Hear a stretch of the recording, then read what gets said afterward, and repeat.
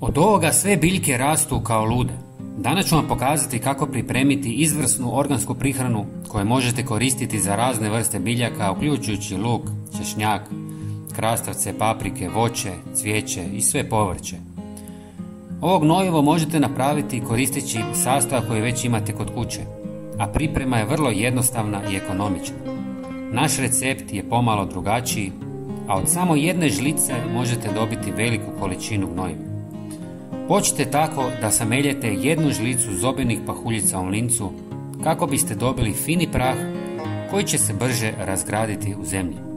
Zobene pahuljice su izuzetno korisne za biljke jer sadrže ključne hranjive tvari poput dušika, fosfora i kalija koji su potrebni za njihov zdrav rast.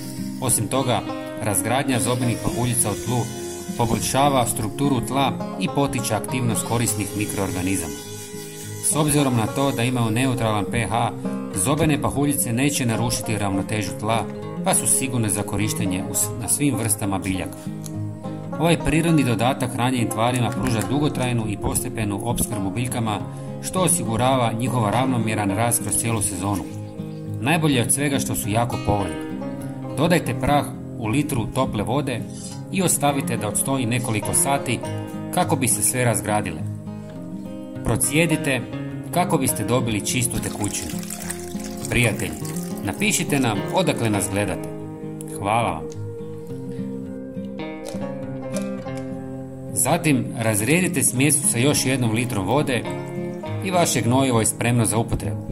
Od samo jedne žlice dobili ste 2 litre kvalitetne prihrane za biljke. Preporučujemo da zalijevate tlo jednom mjesečno prije ili nakon sadnje, kako bi biljka imala najbolju moguću podršku. Svaki dan vam donosimo nove korisne savjete, pa se obavezno pretplatite na naš kanal. Potpuno je besplatno. Hvala vam što ste s nama. Pozdrav!